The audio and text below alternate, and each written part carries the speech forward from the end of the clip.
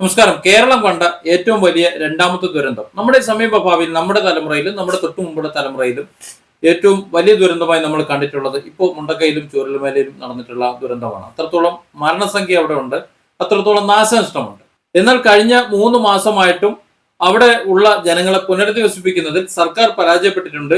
പുനരധിവസിപ്പിക്കുന്നതിനുള്ള ദുരിതാശ്വാസ പ്രവർത്തനത്തിലുള്ള കാര്യങ്ങൾ പോലും അവിടെ തുടങ്ങിയിട്ടില്ല എന്നുള്ളതാണ് വസ്തുത. ഏതാനും ചില സഹായങ്ങൾ അവിടെ ലഭ്യമാക്കുന്നു എന്നതിലുപരി അവരെ പുനരധിവസിപ്പിക്കുന്നതിനുള്ള പ്രാരംഭ പ്രവർത്തനങ്ങൾ പോലും നടന്നിട്ടില്ല. എന്നാൽ ഇത്തരത്തിലുള്ള ദുരന്ത നിവാരണ പ്രവർത്തനങ്ങളോ അല്ലെങ്കിൽ പുനരധിവാസമോ സാധിക്കാത്ത ഒരൊറ്റ കാരണം കൊണ്ട് അവിടെ വയനാട്ടിൽ ഹർത്താൽ നടത്തുന്നു എന്ന് പറയുന്നു. ഈ ഹർത്താൽ നടത്തിയത് കൊണ്ട് എന്താണ് ഗുണം? വയനാടിന് വേണ്ടി സംഭാവന ചെയ്തിട്ടുള്ള ഒരു വിഭാഗം ആൾക്കാരുണ്ട്. അത് മുഖ്യമന്ത്രിയുടെ ദുരിതാശ്വാസ നിധിയിലേക്കായാലും മുസ്ലിം ലീഗിന്റെ ആപ്ലിക്കേഷനിലായാലും സേവാഭാരതിയിലേക്കായാലും ഇനി അതല്ല ഡിവൈഎഫ്ഐക്കായാലും മറ്റ് പല സന്നദ്ധ സംഘടനകളുണ്ട്, അവരിലേക്കായാലും ഏത് വ്യക്തിയിലേക്കായാലും അവർ വയനാടിന് വേണ്ടി കഴിയുന്നത്ര സഹായം ചെയ്തിട്ടുണ്ട്. ഈ ഉള്ളവനും ചെയ്തിട്ടുണ്ട്. പക്ഷെ ഞാനടക്കമുള്ളവരുടെ സഞ്ചാര സ്വാതന്ത്ര്യം തടസ്സപ്പെടുത്തിക്കൊണ്ട് വയനാട്ടിൽ ഒരു ഹർത്താൽ പ്രഖ്യാപിക്കുന്നത് എന്തിന്റെ അടിസ്ഥാനത്തിലാണ്? അത് അനാവശ്യമാണെന്ന് മാത്രമല്ല അധാർമികമാണ് എന്നാണ് പറയാനുള്ളത്. വയനാട്ടിൽ പുനരധിവാസ പ്രവർത്തനങ്ങൾ തുടങ്ങേണ്ടത് സർക്കാരാണ്. സർക്കാരിന് ഇത് തുടക്കത്തിൽ തന്നെ 300 കോടി രൂപ കിട്ടിയിരുന്നു. ഇപ്പോഴത്തെ സാഹചര്യത്തിൽ ഇത് 600 കോടി കഴിഞ്ഞിട്ടുണ്ട് എന്നാണ് മനസ്സിലാക്കുന്നത്. അതിനെല്ലാം പുറമെ മുസ്ലിം ലീഗിന്റെ ആപ്ലിക്കേഷനിൽ കുറച്ച് പണമുണ്ട്. അതുപോലെ മറ്റ് സന്നദ്ധ സംഘടനകൾ ധാരാളം വീടുകൾ വെച്ചു കൊടുക്കാനും മറ്റും തയ്യാറായിട്ടുണ്ട്. ഇവിടെ സർക്കാർ, കേന്ദ്ര സർക്കാരിന്റെ സഹായം കാത്തു നിൽക്കാതെ പലതും ചെയ്യണമായിരുന്നു. അത് ചെയ്തിട്ടില്ല. അത് ചെയ്യാതെ എന്തെങ്കിലും പ്രവർത്തിച്ച് കാണിച്ചു കൊടുക്കാതെ കേന്ദ്രത്തിന്റെ സഹായം വേണമെന്ന് പറയുന്നത് തന്നെ ശരിയല്ല. കൊടുക്കാത്തത് വേറൊന്നും കൊണ്ടല്ല എന്നാണ് ഞാൻ മനസ്സിലാക്കുന്നത്. ഇതിനു മുമ്പ് പ്രളയ ഫണ്ട് കിട്ടിയത് മുഴുവൻ മുക്കി, അത് വേറെന്തൊക്കെയോ ചെയ്തു എന്ന് പറയുന്നുണ്ട്. ആ ആരോപണത്തിന് ഇതിന് മറുപടിയൊന്നുമില്ല. പല വിവരാവകാശം കൊടുക്കുമ്പോൾ അതിന് കിട്ടുന്ന മറുപടിയൊക്കെ വിചിത്രമാണ്. അതേ ഒരു അവസ്ഥ ഇവിടെ നിൽക്കുന്നുണ്ട്.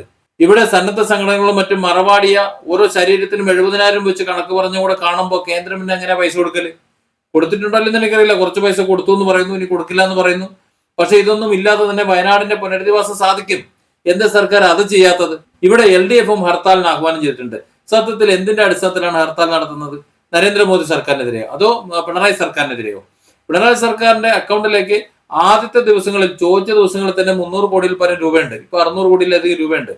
നിസ്സാരമായി പരിഹരിക്കാൻ കഴിയുന്ന വിഷയമല്ലേ ഉള്ളൂ. അവിടെ വീട് നഷ്ടപ്പെട്ടു എന്നുള്ളവരുടെ ലിസ്റ്റ് എടുക്കുക. ആ ലിസ്റ്റ് പ്രകാരം അവർക്ക് താമസിക്കാനുള്ള സ്ഥലം അവർ കണ്ടെത്തുക.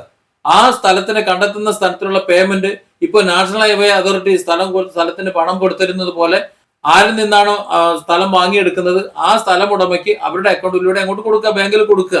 അവരുടെ പണം കിട്ടുമെന്ന് അക്കൗണ്ടിൽ ഉറപ്പാക്കുക. ആധാരം രജിസ്റ്റർ ചെയ്ത ശേഷം ആ ആധാരത്തിന്റെ പകർപ്പ് ആരാണോ വാങ്ങുന്നത് അവർ ബാങ്കിൽ ഹാജരാക്കുമ്പോൾ മറ്റുള്ളവർക്ക് പണം റിലീസാകുന്ന വിധത്തിൽ ഓരോരുത്തരുടെ അക്കൗണ്ടിലേക്കും ആ സ്ഥലത്തിനുള്ള പണം ഇട്ട് കൊടുത്താൽ മതി. വേറൊന്നും ചെയ്യേണ്ടതില്ല. കാരണം വീട് വെച്ചു കൊടുക്കാൻ 100 കണക്കിന് പേർ, 1000 പേർ തയ്യാറാണ്. അത് സർക്കാർ വെച്ചു കൊടുക്കേണ്ട ആവശ്യമൊന്നുമില്ല. ഈ വീട് വെക്കാനുള്ള സ്ഥലം മാത്രം കണ്ടെത്തുക. സർക്കാരിന് കഴിയില്ല എന്നുണ്ടെങ്കിൽ അവരുടെ ബന്ധുക്കളുടെയും മറ്റുള്ളവരുടെയും ചാരത്ത്, അത് പറ്റുന്ന സ്ഥലത്ത് അവർ അത് ചെയ്തോളും. അപ്പോൾ അവർക്ക് വീടും കാര്യങ്ങളും ആയിക്കൊള്ളുമല്ലോ. ഇവിടെ അത് ഒരു കൂട്ടായ്മയായിട്ട് ചെയ്യണം, ഒരു സ്ഥലത്ത് തന്നെ ചെയ്യണം, അതിന്റെ ക്രെഡിറ്റ് നമുക്ക് എടുക്കണം എന്ന രീതിയിൽ ഇവിടെ മുന്നോട്ട് പോകുമ്പോൾ ഒരു കാലത്ത് നടക്കാൻ പോകുന്നില്ല. സത്യത്തിൽ ഇവിടെ ഈ ഹർത്താൽ എന്ന് പറയുന്നത് അനാവശ്യമാണെന്ന് പറയുന്നത് പോലെ ഈ സമരം, പ്രതികരണം പോലും നടത്തേണ്ടത് ഇവിടുത്തെ കേരള സർക്കാരിനെതിരെയാണ്. കേരള സർക്കാർ എന്താ ചെയ്തിട്ടുള്ളത്? ഇവിടെ മലയാളികൾ, ഞാനും നിങ്ങളും അടങ്ങുന്ന വിഭാഗം, ആ വിഭാഗം കൊടുത്തിട്ടുള്ള പണം എന്തവർ ചെയ്തു?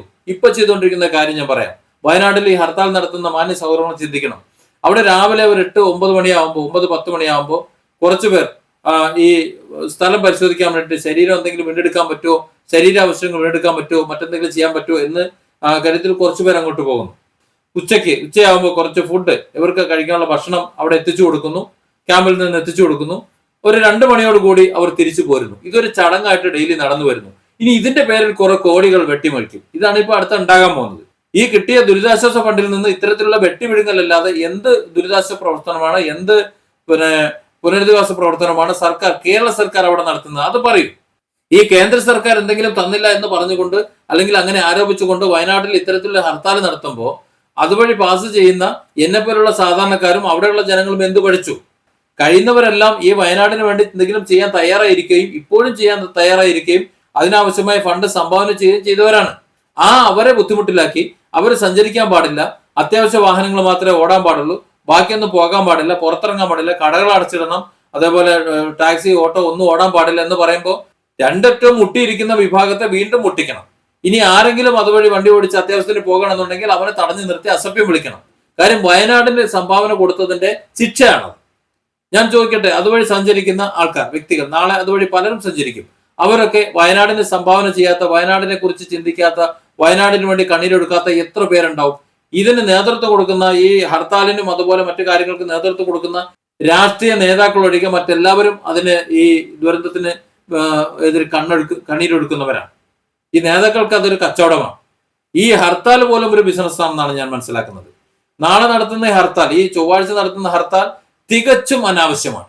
ആ ഹർത്താൽ കൊണ്ട് ഒന്നും വരാൻ പോകുന്നില്ല എന്ന് മാത്രമല്ല, വലിയ ദുരിതമാണ് ഉണ്ടാകാൻ പോകുന്നത്. അതുവഴി യാത്ര ചെയ്യുന്നവർ, അങ്ങോട്ട് പോകേണ്ടവർ, വരേണ്ടവരൊക്കെ പ്രയാസത്തിലാകുകയാണ്. അത് മാത്രമല്ല, ഈ ദുരന്തത്തിൽ നിന്ന് എങ്ങനെയെങ്കിലും ഒന്ന് മോചിതം നേടിയിട്ട് ഒരു അല്പമൊക്കെ എന്തെങ്കിലുമൊക്കെ ചെയ്ത് ജീവിക്കുന്ന കുറച്ച് ആൾ, കച്ചവടം ചെയ്ത് ജീവിക്കുന്നവരുണ്ടാവും. അവരുടെ കച്ചവടം കൂടെ പൂട്ടിക്കുകയാണ്. അതാണ് ചെയ്യുക. അതായത് ഒരു ദുരന്തത്തെ മറികടക്കാൻ വേണ്ടി ഒരു ദുരിതം ഉണ്ടാക്കിക്കൊണ്ടാണ് ഇവർ സമരം നടത്തുന്നത്. ഇങ്ങനെയാണ് സമരം നടത്തേണ്ടത്. നിങ്ങളുടെ MLA മാരെ, നിങ്ങളുടെ MP മാരെ നിങ്ങൾ പിടിച്ചു നിർത്തണം. അവിടെ ഇപ്പോഴും വയനാടിന് ഒരു MP ഉണ്ടല്ലോ. ഇനി അതല്ലെങ്കിൽ ഇനി വരാൻ പോണ നിയുക്ത MP ഉണ്ടല്ലോ. നിങ്ങൾക്ക് അവരെ പിടിച്ചു നിർത്തിക്കൂടെ? അവരൊക്കെ അല്ലേ പാർലമെന്റിൽ സംസാരിക്കേണ്ടത്?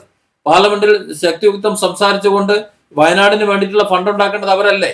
അതല്ലാതെ ഈ ഹർത്താലിന്റെ പേരിൽ ഇവിടെയുള്ള കുറെ സാധാരണക്കാരുടെ കഴുത്തിന് പിടിച്ചുകൊണ്ട് അവരെ ബുദ്ധിമുട്ടിച്ച് അവരുടെ വസ്തുവകൾ നഷ്ടപ്പെടുത്തിക്കൊണ്ട് അവരെ പ്രയാസത്തിലാക്കുമ്പോൾ എന്താ ഇവരെല്ലാവരും കൂടെ രണ്ട് സർക്കാരും കൂടെ കൊണ്ടുവന്നുകൊണ്ട് മറിച്ചു തരും? അങ്ങനെയാണ് കരുതിയേക്കണേ?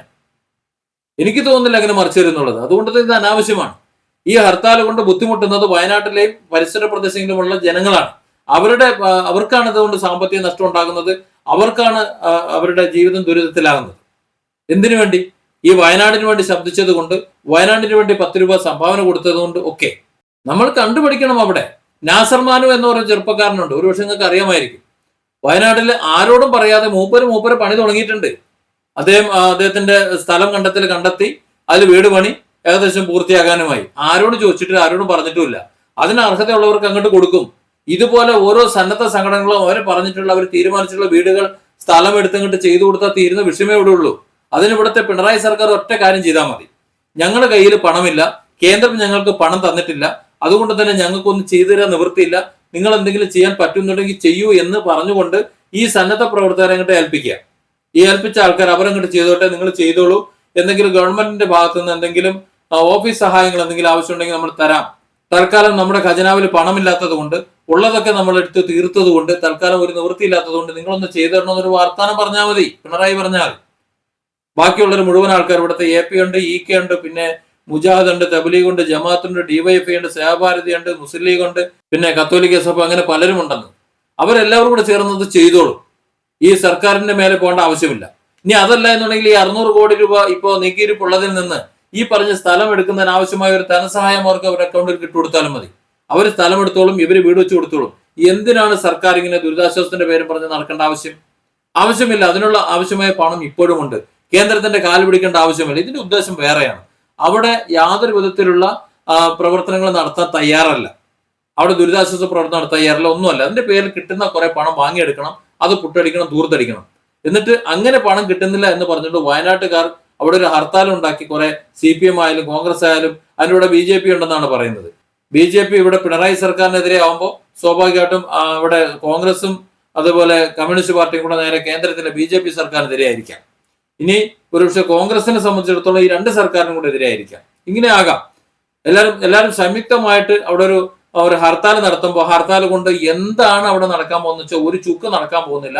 അവിടെ നിലവിൽ ജീവിക്കുന്നവർക്കുള്ള ദുരിതവും അതുവഴി അത്യാവശ്യ കാര്യങ്ങൾക്ക് പോകേണ്ടവർക്ക് അതിലും വലിയ ദുരന്തവും കൊണ്ട് ബുദ്ധിമുട്ടിക്കുന്ന ഈ വയനാട്ടിലെ ജനതയ്ക്ക് മേൽ വലിയൊരു ശാപം നാളെ ഒരു ദിവസം കൊണ്ട് അവർക്ക് വേണ്ടി സംഭാവന ചെയ്തിട്ടുള്ള, അവർക്ക് വേണ്ടി മറ്റെന്തെങ്കിലുമൊക്കെ കാട്ടിക്കൂട്ടിയിട്ടുള്ള, ശബ്ദിച്ചുകൊണ്ടിരിക്കുന്ന ഞാനടക്കമുള്ള മുഴുവൻ ആൾക്കാരും വയനാടിനെ ശപിക്കാൻ, എന്ന് പറഞ്ഞാൽ ഇത്തരത്തിലുള്ള ഒരു ദുരിതം ഉണ്ടാക്കുന്നതിന്, ഹർത്താൽ കാര്യങ്ങൾ ഉണ്ടാക്കുന്നതിന്, അങ്ങനെ നാശനഷ്ടങ്ങൾ ഉണ്ടാക്കുന്നതിന്, പുറത്തിറങ്ങാൻ അനുവദിക്കാത്തതിന് ശപിക്കല്ലാതെ വേറെ ഒരു നിവൃത്തിയില്ലെന്നേ പറയാനുള്ളൂ. കാരണം അവരെ സഹായിച്ച, അവർക്ക് വേണ്ടി ശബ്ദിച്ച അതേ നാവ് കൊണ്ടാണ് ഈ ശാപവാക്കുകൾ പറയേണ്ടി വരുന്നത് എന്നതിൽ വളരെ വിഷമമുണ്ട്.